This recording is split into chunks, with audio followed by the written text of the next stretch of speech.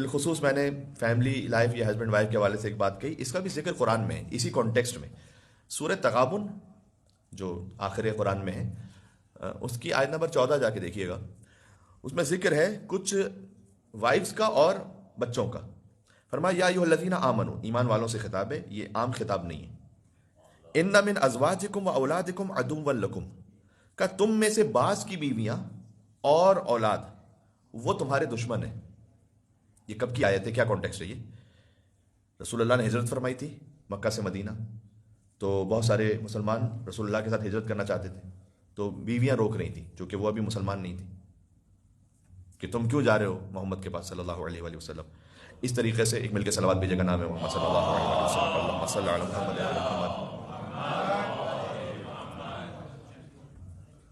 بعض جوان ایسے تھے کہ جو غزوہ بدر میں شرکت کرنا چاہتے تھے، تو ان کی وائز ان کو روک رہی تھی یا ان کے بچے روک رہے تھے۔ تو یہ دو طرفہ بھی ہوتا ہے، کبھی کبھی ہو سکتا ہے شوہر شر پر ہو اور زوجہ خیر پر ہو، اس کی بھی مثال ہے قرآن میں۔ تو اللہ سبحانہ و تعالیٰ نے کہا کہ تم میں سے بعض کی بیویاں جو تمہیں ایمان سے جدا کر رہی ہیں، اور تمہاری اولاد اگر تمہیں خدا کی حجت سے جدا کر دے تو تمہارے دشمن ہیں۔ پھر فاحذروہم، تو ان سے ہوشیار رہو۔ اب ہوشیار رہو کا مطلب کیا ہے؟ ہم انہیں مارے پیٹے، ہم ان کے ساتھ جھگڑا کریں؟ اللہ نے آگے کیا کہا؟ وَإِن تَعْفُوا، اگر وہ اپنی اصلاح کر لیں، ایک تو یہ تو تم انہیں معاف کر دو۔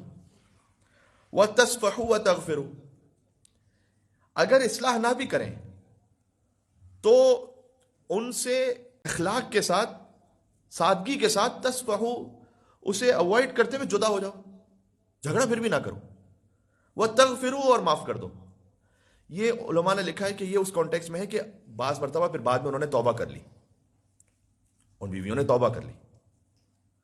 اب یہ کہ ایک دفعہ توبہ کر لی تو ہم پرانے کام یاد دلاتے رہیں کہ ارے تم تو وہ تھی، ہم تو جانتے ہیں تمہارے بارے میں، تم تو وہ تھی کہ جو تم روک رہی تھی ہمیں حضور کے پاس جانے سے، اب کیا بڑی مسلمان بنی پھرتی ہو؟ ہاں، اب بڑا تمہیں ایمان کا چسکا لگ گیا ہے۔ تو اللہ کہہ رہا ہے کہ معاف کرو، اس چیز کو بھول جاؤ۔ فإن اللہ غفور رحیم، اللہ بہت مہربان ہے اور معاف کرنے والا ہے۔